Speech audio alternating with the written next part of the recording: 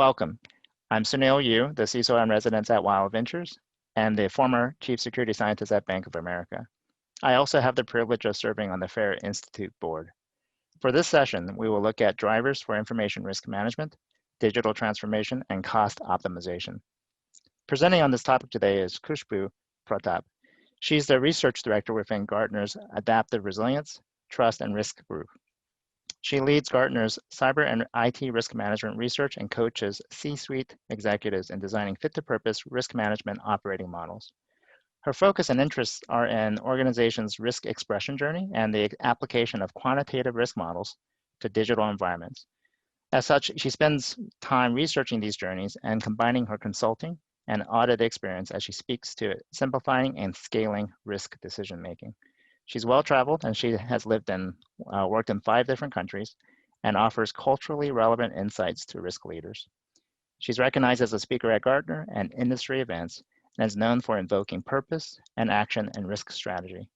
Her pandemic mantra is to create a communications rhythm. Please welcome for me, Khushbu Pratap. Thank you, Sounil. It's such a pleasure to be here with all of you today. I know it's the second day in consecutive days to be listening into experts' experiences and lots of good insights. So I'm here today to share my experiences with that of Gartner members and with non-members that I have been accumulating for a good past 1 year and continue to do so. It's been an interesting journey for me so far, and as I launch into a different kind of era with respect to how we look at risk now and 2021 and beyond, we recognize that most people who are calling us find themselves very analogous to being in a subway station where trains are constantly changing. Schedules aren't there. They possibly aren't updated. And in times of the pandemic, sometimes the subway stations aren't even working. So there are decisions that they have to make in terms of what kind of challenges to pick, which path to take, and also where to invest whatever is left. In doing so, today's conversation, I want to focus on the areas in which could be the drivers for your decision making, as well as where to recast your risk management priorities.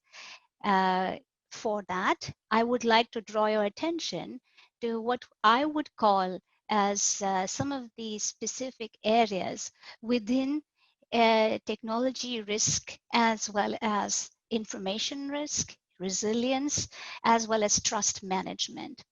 Now, when you look at these areas, we are very prone to thinking about drivers of risk and what are the deterrents as well as the inhibitors of decision making. I would like for you to think slightly differently today. Now, when we think about this nice picture that I have, when you look at the center, which is the dark blue foundation of everything that brings about trust, the areas that are primarily responsible for trust are leadership, culture, and the people. The areas that are primarily responsible for some form of consistency are infrastructure and process. And the things that shake up all of these is that light blue ring that you see outside, which is a result of simply doing what you do as an organization. You find yourself in an interconnected environment, in a very agile space, and also in a space where expectations are changing all the time. Now, whether we speak about the context of the pandemic now, and we think about the changes that are ensuing, not only next year, but also beyond, it is bound to be understood that this ring that we have over here, which calls out the volume, variety, velocity, and the value of decisions, the exposure of information, the exposure of your interconnectedness with other people and organization, When you think about these, you are expected to think about how you're going to start prioritizing and where to look. So in terms of where to look, my mantra, which is communication rhythm, is to ask you to take yourself in a place where you have a goal, and that goal should be winning in the turns. So I asked you to imagine yourself as someone trying to make decisions. And I also told you that most Gartner members feel like they're at a subway station where sometimes if subways are not working, the schedules are changing, information is not available, and it looks very chaotic right now. And it is. But I am going to equip you today with some of the drivers that I'm seeing, some of the solutions that we are seeing are beginning to work, and some of the areas in which that you need to pay more attention as opposed to the people that you're working with. So giving you the ability to win in this one turn versus the next very many few turns that are coming is the idea of today's conversation. So in the face of uncertainty, the top risks that we are seeing 2020 and beyond are undoubtedly the one where you're trying to have a consistent continuity strategy, and also the one where not only one VCM team or one set of representatives from senior executive management are coming together, but it's a consolidated strategy of all business leaders coming together. Um, the conversations I've been having in the past 7 months have been resounding of the new highway of meetings that has been created. So you have this highway to the CEO, the highway to the COO. You can pick up the phone and get to them immediately because everyone is in sort of, now the pseudo panic mode where whatever is going wrong, they're all ears to know about it, and they're all ears to act on it. They're all ears to start creating proactive actions and allocating resources in the right place. And they are now attuned to reprioritizing what they had on their agenda in near real time. It's the kind of crisis situation which is going to get, I would say, repeated, and it's going to stay here in this state for some time. Uh, Trust me when I say that the situation that we are in, we might call it a crisis at the start, but we're soon going to get used to the way of access that we have with senior executives, with supply chain leaders, with your business partners, as well as your customers who you did not have as much access to in the past. So the 2020 and beyond is going to open up a very big range of exposures. And that exposure is going to include financial backstops. It's also going to include third parties and knowing where the third parties can support you and cannot support you, including regulatory obligation management. These exposures are going to key in their targeted phishing attacks on senior executive management, board members, and key investors. There's also a geopolitical uncertainty. There have been more than a dozen conversations regarding the general high levels of anxiety over at least the US elections, the oncoming crystallization of Brexit, as well as several other geopolitical changes that are occurring and are impending, are going to start creating ripple effects into your daily lives that you cannot see clearly right now. And last but not the least, we do see the impending change of irreversible climate change also impacting you, no matter where or what type of organization you are. So there is a variety of these impending risk drivers that are now becoming top of mind for the majority of our Gartner readership. And they're slowly bringing these in front of us in the order that you see on this slide.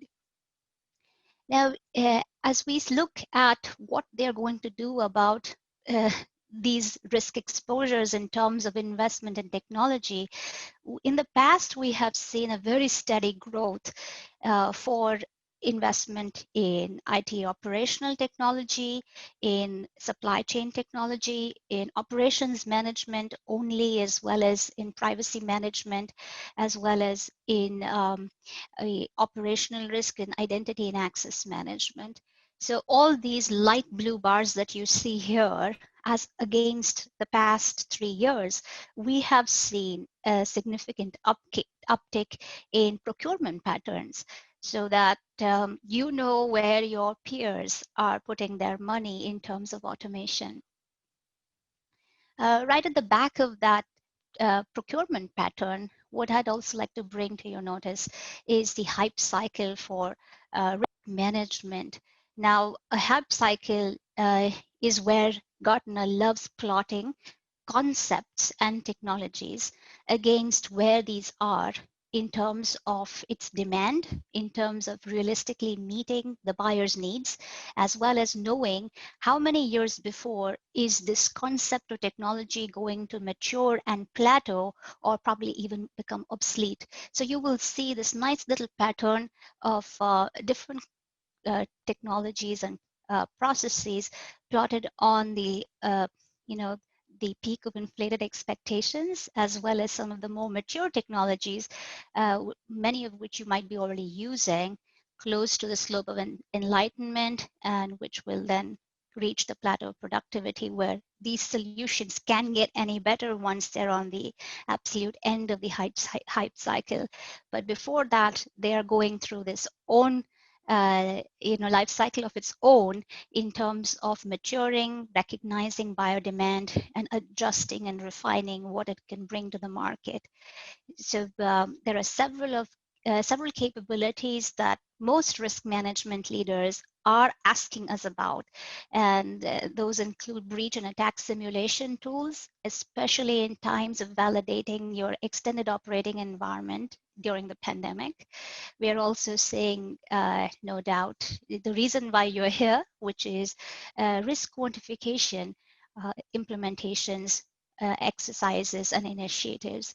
We're also seeing a very high demand for trying to understand in its plain, simple English language, IT risk appetite statements with respect to how do you understand what your business unit level, what your business process level, versus what your enterprise level appetite could be during risk decisions.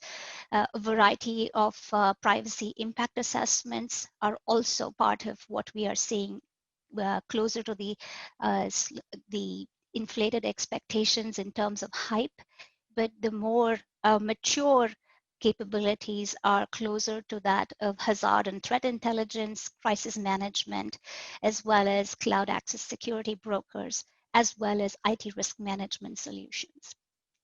Now, when we're looking at all of these technologies, there is this one question that I always ask myself, and I encourage different Gartner members to ask themselves as well, is that, do you really know where to focus effort as risk leaders in your organization? And if you think that the answer is yes, what I'm about to show you is a kind of a reflection of what many members shared with us. It may be true for you, maybe not. And it's a very good, you know, reference checking exercise in terms of where you and your team are and what changes you might need to make in your existing approach.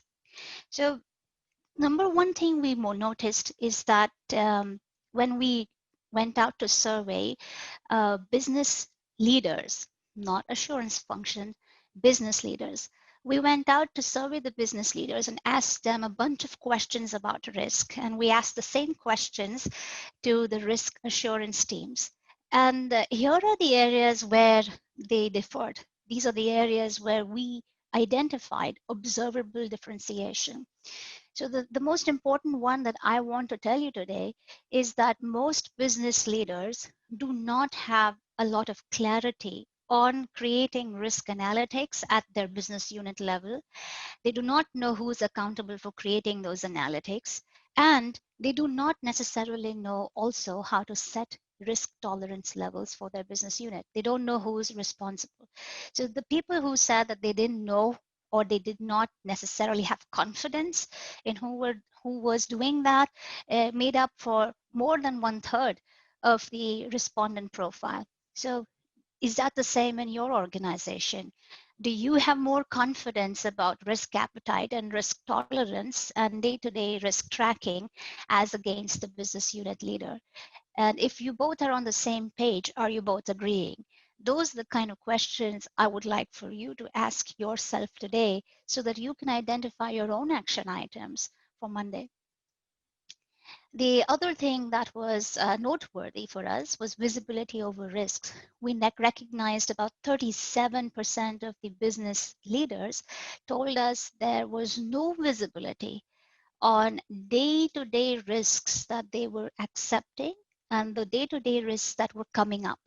So there wasn't visibility in, let's say, identification, in tracking, and knowing what was decided on a day-to-day basis. And that's a big deal for business unit leaders, especially operationally. You make decisions, and then there are implications in terms of everything else that the assurance leaders tend to track and the business leaders feel stumped about. So I would highly recommend checking on that. Now, the other question I want to ask you to ask yourselves is, do you agree with your business counterparts? How are you thinking about some concepts that you take to them, and what do they do with it? So in the same survey, we asked about the usage of the 3 lines of defense model. I know many of you are fans. Many of you may be using it, and many of you, in my analysis, possibly align and would like it, but the reality looks different on the ground for you. So what we recognized was that business unit leaders, as you can see onto the right side of this slide, they said we do not use a specific framework for aligning to risk management decisions. We don't necessarily organize ourselves according to a framework to manage risks.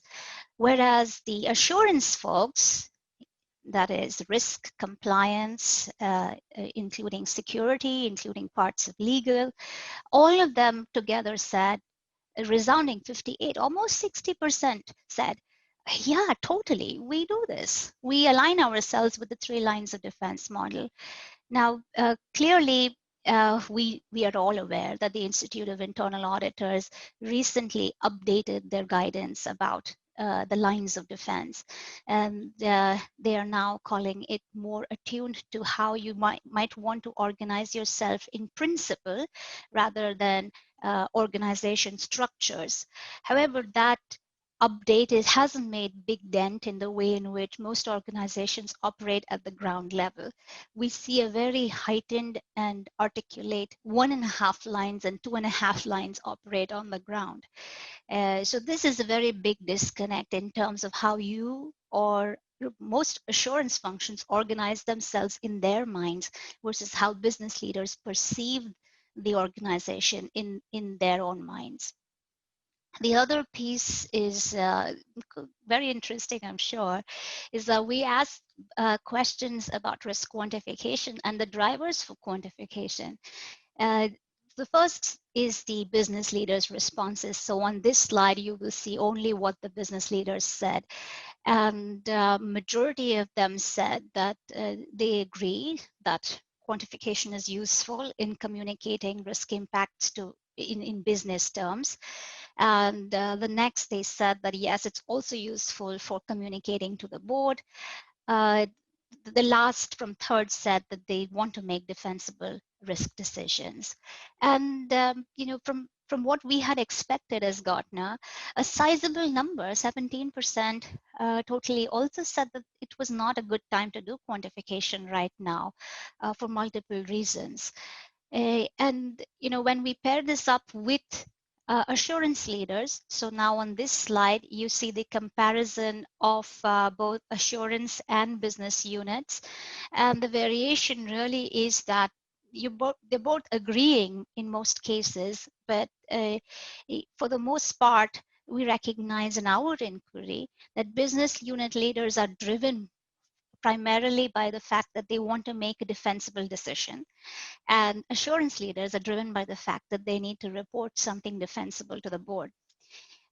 So it also depends on where they are in the organization.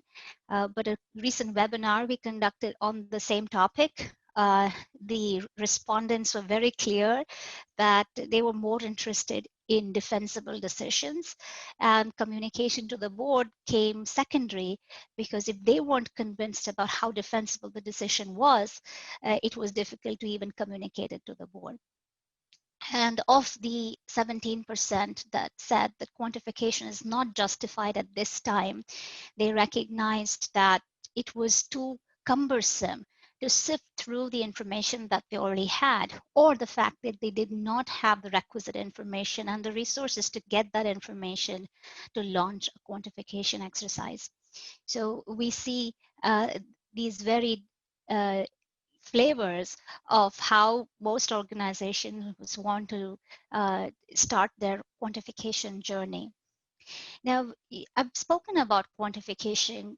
Gartner stands on the definition of quantification as simply a way to make sure that there are business terms and that you are communicating in those business terms. Those business terms help you identify the exposures of being in an interconnected environment, which is what we call a digital ecosystem. And those exposures are incumbent to the way in which you operate as an organization. So if you're a government organization, your promises to your stakeholders, your service beneficiaries, citizens, is your primary goal, is your primary promise.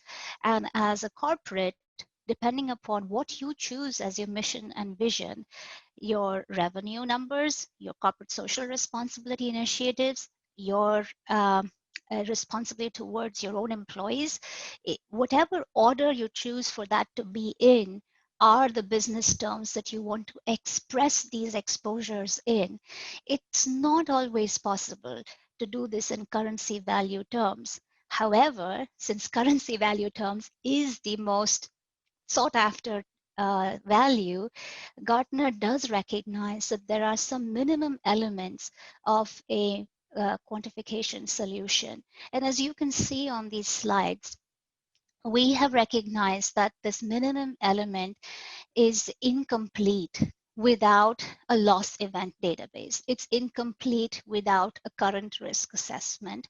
It's also incomplete without a mathematical model or some kind of logic, some kind of algorithm, which intuitively does run the numbers for you, because you're trying to create these decisions based on the scale of information that you are consolidating. And most importantly, we also recognize that if you do all of the things which are in the bottom hexagons, and if you do not do the things on the top, which is business logic, know your business model, and know the industry nuance that you have or you are in, it becomes very difficult to start transposing what you learn from maybe a financial institution or an insurance company in terms of quantification and apply it to your business unit, apply it to your unique situation. So you could be a federated enterprise, you could be an enterprise which has multiple subsidiaries, you could be an enterprise or a government organization with a shared services situation. There have to be ways in which you need to recognize what your model is and how you make decisions in that model. Most importantly, the purpose for your quantification exercise should be identified early on. Meaning, do you want to do the quantification because you want to give yourself some sense of sanity that your subjective decision making is in the right direction? Indicatively, you're in the right direction. Or do you want to have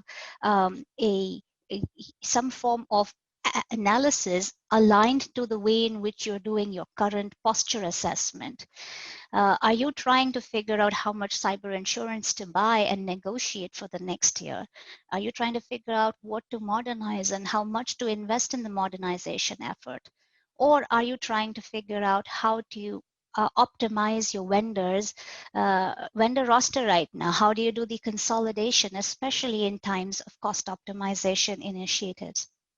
So the intended reason, the purpose of quantification has to be determined before you start quantification. Don't assume that quantification is a panacea for knowing and taking better decisions as a blanket exercise. Now, we also want to recognize the fact that the mistakes of those who came before you, meaning those who have already tried quantification, have many a times taken quantification in isolation. They have not understood the bigger activity, the minimum essential components of the larger risk management life cycle, of the larger components of a foundational exercise, a program which lends itself to not only decisions, but it lends itself to knowing that you're running a good function. And to that effect, the output of any expression, and I call, like I've said earlier, quantification a form of expressing risk, it has to stand the test of having your narrative be valid for the time beyond when you've stood in front of a board member or where your work has been presented to a board member. Uh, with that in mind, the minimum components of any risk management exercise, and this is not a cycle, so please do not confuse it for sequence. These are simply minimum elements. You have to use communication, which is the top left hexagon, in consort with the treatment decision, in consort with how much you're aggregating in terms of data. So be mindful of the assumptions that are being taken when you try to communicate something about top 5 risks. You are doing this in tandem with the fact that you are continuously monitoring a risk. A risk doesn't just show up, and you don't do a portfolio assessment just because it shows up. You have a plan, you have a strategy, you're hoping to merge with an organization, or you're planning to change the way in which you go to market for a specific product, or the way in which organizations can connect back to you in terms of servicing requests. Whatever be the use case, you are trying to identify a different way, a new way of doing something. And as the assurance function, you have to be shoulder to shoulder with the business to try and understand where the buck really stops. You cannot be thinking about, here is my 200 lists of risk records in my risk register, and I have parked another 500. And now from amongst these, based on my crown jewel analysis, I'm going to figure out which is the most important one to focus on. It's not going to work right now. It's not going to work in 2021 and beyond, because everyone's eyes are straight and focused on business resilience, on growth, and innovative ways of coping with the current and future times. So here's a sample of how you start. I come from the security and risk world, so I bring you an example from there. But yeah, you have to start with an outcome. The outcome is that by 2025, we want to create a new digital delivery channel through a mobile application for a business unit. That being the outcome, you're trying to create focus into a business process and now trying to assess the risk of going digital, creating a new mobile application, creating the business and functional processes of how that interaction will take place between multiple internal stakeholders, the customer, as well as your vendor partners. And then identify after the people, the technology piece of it, as well as then figure out what your individual risk exposures will be for those areas. Now, in doing that, we recognize that most people from within a risk approach, a style of risk management, they are in the center of this diagram here, which is a very control-oriented approach. You make decisions depending upon policies, standards, and directives that have been already defined. But you have to now start moving towards the outer concentric circles of this diagram and make that a habit, not only for yourselves, but also for the people who partake in the risk assessment exercise. So you have to create a more outcome-based exercise like I showed in the previous slide, and it has to gradually move towards something where you are able to make decisions on the fly. So key takeaways for you. These are the things that you would want to reflect on starting next week and try to answer some of the key questions that you asked yourselves up till now and be able to identify where you want to place your energies, knowing that these are the changes that are coming in the future. So just two more slides, I promise. Number one is the way in which you're going to automate risk management workflows. So for the longest time, it has been very manual. It has been very input oriented. You see a dashboard based on what information you have or your team has manually input in. It's a system of record. So most risk management solutions, give it whatever name you want. Give it GRC, give it IRM, call it risk management, call it another name, but essentially a system where you are consolidating all of your risk activities. That has been primarily a system of record so far. Going forward, it's going to start becoming and should become a decision support system.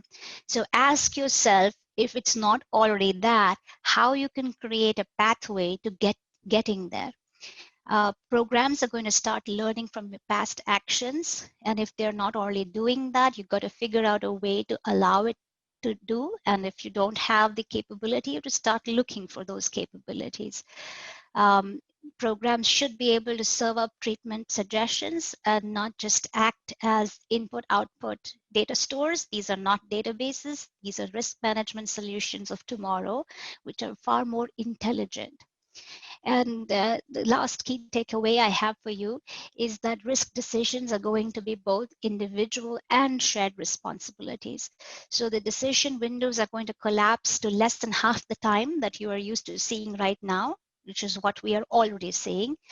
Changing the decision in near real time is going to become the new normal. So you make a decision today, within less than a week, you're going to have to revisit the decision because something has already changed on the ground. Right. So with that, I will hand it over back to Sounil.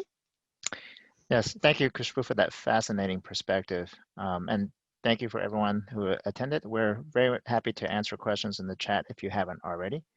And next up is our industry vertical breakout sessions. We hope that you enjoy the rest of Farrakhan. Thank you.